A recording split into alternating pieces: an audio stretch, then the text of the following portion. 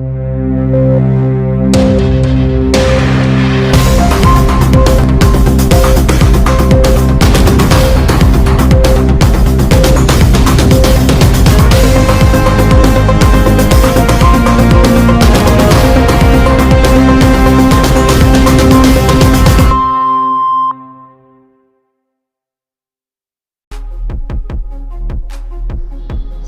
ನಮಸ್ಕಾರ.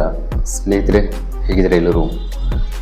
ಸ್ನೇಹಿತರೆ ಯಾರಾದರೂ ಮೊದಲನೇ ಬಾರಿ ನಮ್ಮ ಚಾನಲ್ ನೋಡ್ತಿದ್ರೆ ಈಗ ಸಬ್ಸ್ಕ್ರೈಬ್ ಮಾಡ್ಕೊಳ್ಳಿ, ಹಾಗೆ ಪಕ್ಕದಲ್ಲಿ ಕಾಣುವಂಥ ಬೆಲ್ ಐಕಾನ್ ಅಂತ ಹೇಳ್ತಾ, ಸ್ನೇಹಿತರೆ ಇಡೀ ರಾಜ್ಯದಲ್ಲೇ ಒಂದು ಸುದ್ದಿಯಾಗಿರುವಂತಹ ದೇವೇಗೌಡರ ಕುಟುಂಬದ ಪ್ರಜ್ವಲ್ಗೆ ಮೇಲೆ ಇದ್ದಂತಹ ಕೇಸುಗಳನ್ನು ಪರಿಶೀಲನೆ ಮಾಡೋದಕ್ಕೆ ಈಗ ಗುರುವಾರ ರಾತ್ರಿ 1:30ಗೆ ಪ್ರಜ್ವಲ್ ಅಪರಾಧಿ ಸಿಕ್ಕಿದ್ದಾರೆ. SIT ತಂಡಕ್ಕೆ ಆತನಿಗೆ ಕರ್ಕೊಂಡು ಮಹಿಳಾ ಪೊಲೀಸ್ ಅಧಿಕಾರಿಗಳೇ ಕರ್ಕೊಂಡು ಹೋಗ್ತಾರೆ. SIT ಕಸ್ಟಡಿಯಲ್ಲಿ ಇಟ್ಟಿದ್ದಾರೆ. ಕಸ್ಟಡಿಯಲ್ಲಿ ಇಟ್ಟು ಎಲ್ಲ ಪ್ರತಿಯೊಂದು ಮಹಿಳೆಯರೇ ಇಟ್ಟಿದ್ದಾರೆ. ಈತನಿಗೆ ಬಂದ ತಕ್ಷಣ ಕೇಳ್ತಿದ್ದಾರೆ ಪ್ರಶ್ನೆಗಳು.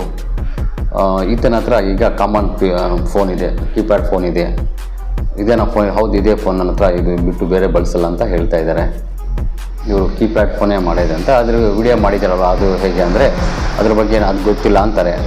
ಮತ್ತು ನಿಮ್ಮ ಲಾಯರ್ದು ಫೋನ್ ನಂಬರ್ ಕೊಡಿ ಅಂದರೆ ಅದು ಗೊತ್ತಿಲ್ಲ ಅಂತ ಹೇಳ್ತಿದ್ದಾರೆ. ನಿಮ್ಮ ಅಪ್ಪನ ಫೋನ್ ನಂಬರ್ ಕೊಡಿ ಅಂದರೆ ಅದು ಗೊತ್ತಿಲ್ಲ ಅಂತ ಹೇಳ್ತಾರೆ. ಪ್ರತಿಯೊಂದಕ್ಕೂ ಗೊತ್ತಿಲ್ಲ ಅಂತ ಇದ್ದಾರೆ. ಅದ್ರ ಜೊತೆಯಲ್ಲಿ ಇವರು ಕೆಲವೊಂದು ವಿಡಿಯೋಸ್ ತೋರಿಸಿದಾಗ ಇವ್ರ ಜೊತೆ ಸಿಕ್ಕಿದವಲ್ವ, ನಿಮ್ಮ ಮಹಿಳೆಯರು ಯಾರು ಅಂದರೆ ಅದು ಅವ್ರು ಯಾರು ನನಗೆ ಗೊತ್ತೇ ಇಲ್ಲ, ಸುಮಾರು ಜನ ಕೆಲಸಕ್ಕಿದ್ದಾರೆ, ಸುಮಾರು ಜನ ಪರಿಚಯ ಆದರೆ ಅವ್ರು ಯಾರು ಗೊತ್ತಿಲ್ಲ, ಇವ್ರು ಯಾರು ತೋರಿಸಿದ್ರು ಗೊತ್ತಿಲ್ಲನೇ ಅಂತಿದ್ದಾರೆ. ನೋಡಬೇಕು ಯಾವಾಗ ಗೊತ್ತಿದೆ ಅಂತ ನಿಜ ಬಾಯಿ ಬಿಡ್ತಾರೋ.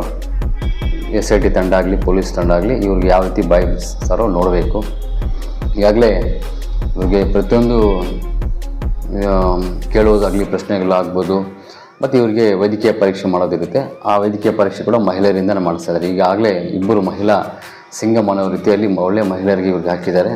ಯಾಕಂದರೆ ಇವರು ಮಹಿಳೆಯರಿಗೆ ಕೊಟ್ಟಿರುವಂತಹ ಕಾಟ, ಮಹಿಳೆಯರಂದರೆ ಏನು ಅಂತ ರುಚಿ ತೋರಿಸ್ಬೇಕಂತ ಅವರು ಖಡಕ್ಕಾಗಿದ್ದು ತೊಗೊಂಡಿದ್ದಾರೆ ಕೇಸ್ಗಳು. ಇಬ್ಬರು ಮಹಿಳೆಯ ಮೇಡಮ್ಸು ಇವರು ಕೇಸ್ ಆದಾಗಿಂದ ಎಲ್ಲಿದ್ದಾನೆ ಅಂತ ತನಿಖೆ ಇಲ್ಲ. ಇವ್ರ ಮನೆ ಕಡೆಯವರಾಗಲಿ ಹೇಳಿಲ್ಲ ಇಂಥ ಕಡೆ ಇದ್ದಾರೆ ಅಂತ. ಅವ್ರ ಮನೆ ಕಡೆ ಅಟ್ಲೀಸ್ಟ್ ಕರ್ಸೋಕ್ಕಾದರೂ ಪ್ರಯತ್ನ ಮಾಡಿಲ್ಲ.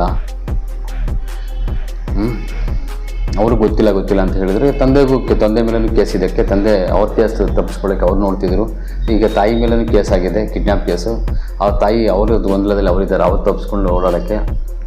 ಅಂದರೆ ಈ ಜೈಲು ಊಟ ಇವರು ಸ್ವಲ್ಪ ಬಿದ್ದರೆ ಹೇಗೆ ಅಂತ, ಮನುಷ್ಯರ ಜೊತೆ ಹೇಗಿರ್ಬೇಕಂತ ಗೊತ್ತಾಗುತ್ತೆ ಅಂತ ಹೇಳಿ ಈಗ ಎಲ್ಲರೂ ತಾಯಿನೂ ನಾಪತ್ತೆ ಆಗಿದ್ದಾರೆ. ಈಗ ಪ್ರಜ್ವಲ್ ರೇವಣ್ಣ ಕೂಡ HD ರೇವಣ್ಣ ಕೂಡ ಅವರು ತನಿಖೆ ಇದರಲ್ಲಿ ಇದ್ದಾರೆ. ಈಗ ಪ್ರಜ್ವಲ್ ಬಗ್ಗೆ ಬಂದರೆ ಪ್ರಜ್ವಲ್ ಪ್ರತಿಯೊಂದಕ್ಕೂ ಗೊತ್ತಿಲ್ಲ ಅಂತ ಹೇಳ್ಕೊಂಡು ಬರ್ತಿದ್ದಾರೆ.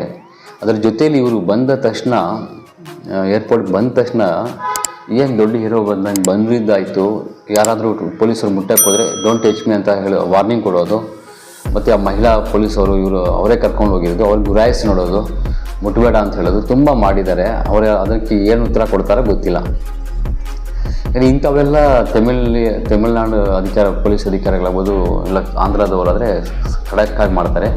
ನಮ್ಮ ರಾಜ್ಯದಲ್ಲಿ ನಾನು ನೋಡಿದಂಗೆ ಎಷ್ಟು ಸುಮಾರು ಕೇಸ್ಗಳಲ್ಲಿ ನೋಡಿದ ಹಾಗೆ ಅಷ್ಟೊಂದು ಈಸಿಯಾಗಿ ಬಗ್ಗಲ್ಲ ನಮ್ಮ ಕರ್ನಾಟಕದ ಪೊಲೀಸ್ ಅಧಿಕಾರಿಗಳಿಗೆ.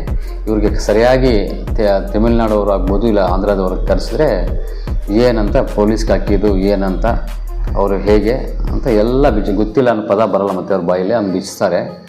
ಬಟ್ ಆದರೆ ಇವರು ಒಂದು ಸಂಸದರು ಮತ್ತು ಇವರು ದೊಡ್ಡ ಕುಟುಂಬದವರು ಮತ್ತು ಹಣವಂತರು ಅಂಥೇಳಿ ಬಗ್ತಾರೋ ಕೇಳಿಸ್ತಾರೋ ಪ್ರತಿಯೊಬ್ಬರು ಕಾಯ್ದು ನೋಡಬೇಕು. ಈಗ ಪ್ರತಿಯೊಂದು ಕಡೆಯೂ ಪೊಲೀಸವರೇ ಮಹಿಳಾ ಪೊಲೀಸ್ ಅಧಿಕಾರಿಗಳಿಗೆ ಹಾಕಿದ್ದಾರೆ. ಮಹಿಳಾ SIT ಅವರು ಕೇಳ್ತಿದ್ದಾರೆ.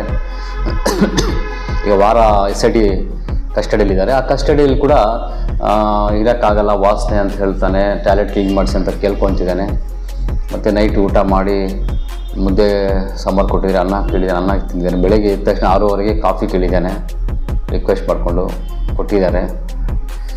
ಅವರು ಬೇಕಾಗಿದ್ದ ಸೌಲಭ್ಯಗಳನ್ನು ಮಾಡಿಕೊಡ್ತಾ ಇದ್ದಾರೆ. ಆದರೆ ಈತ ಮಾತ್ರ ಬಗ್ಗಿಲ್ಲ. ಗೊತ್ತಿಲ್ಲ ಅಂತ ಹೇಳ್ಕೊಂಡು ಟಚ್ ಮಾಡಿಬಿಡಿ ಅಂತ ಹೇಳ್ಕೊಂಡು ಒಂದು ದೊಡ್ಡ ಸ್ಥಾನದಿಂದ ನಡೀತಾ ಇದೆ. ನೋಡಬೇಕು ನಮ್ಮ ಕರ್ನಾಟಕದ ಅಧಿಕಾರಿಗಳು, SIT ಅಧಿಕಾರಿಗಳಾಗ್ಬೋದು, ಪೊಲೀಸ್ ಅಧಿಕಾರಿಗಳಾಗ್ಬೋದು, ಇವ್ರಿಗೆ ಯಾವ ರೀತಿ ಬಾಯಿ ಬಿಡಿಸಿ ಇವರಿಂದ ಆಗಿರುವಂತಹ ಸಾವಿರಾರು ಹೆಣ್ಮಕ್ಳಿಗೆ ಯಾವ ರೀತಿ ನ್ಯಾಯ ಮಾಡಿಸ್ಕೊಡ್ತಾರೋ ಕಾದು ನೋಡಬೇಕಿದೆ. ಯಾಕಂತ ಹೇಳಿದ್ರೆ ಈ ಥರ ಘಟನೆಗಳು ಆಗಿದ್ದಾವೆ ತುಂಬ. ರಮೇಶ್ ಜಾರಕಿಹೊಳಿಗಾಗ್ಬೋದು, ಜೈಲಿಗೆ ಹೋದರು, ಸ್ಟೇಷನ್ಗೆ ಹೋದರು, ಬೇಲ್ ತೊಗೊಂಡು ಬಂದರು.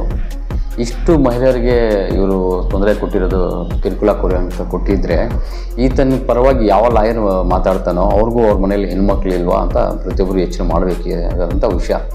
ಬೇರೆ ಏನಾದರೂ ಕೇಸ್ಗಳಿಗೆ ಲಾಯರ್ ತೊಗೊಳ್ಳಿ, ಲಾಯರ್ ಅನ್ನೋರು ಇದು ಒಂದು ಪರವಾಗಿ ಮಾತಾಡಲಿ. ಆದರೆ ಇಷ್ಟು ಜನರ ಮನೆಗಳಲ್ಲಿ ತೊಂದರೆ ಉಂಟು ಮಾಡಿ, ಇಷ್ಟು ಜನರಿಗೆ ಮನೆಗಳಲ್ಲಿ ಅಶಾಂತಿಯನ್ನು ಉಂಟು ಮಾಡಿ, ಎಷ್ಟು ಹೆಣ್ಮಕ್ಳ ಜೀವನ ಸರಸಾಟ ಆಡಿದ್ದಾನೆ ಅಂದರೆ ಇದನ್ನ ಪರವಾಗಿ ಲಾಯರ್ ಕೂಡ ಬರ್ತಾನಂದರೆ ಆತ ದುಡ್ಡು ಕೊಟ್ಟರೆ ಏನು ಬೇಕಾದ್ರೂ ಮಾಡ್ತಾನಂತ ನಾವು ಯೋಚನೆ ಮಾಡಬೇಕಾಗುತ್ತೆ. ಸ್ನೇಹಿತರೆ, ಇಷ್ಟು ಇವ್ರದ್ದು. ನೋಡೋಣ ಮುಂದೆ ಏನಾಗುತ್ತೆ ಅಂತ ಕಾದು ನೋಡಬೇಕಾಗುತ್ತೆ.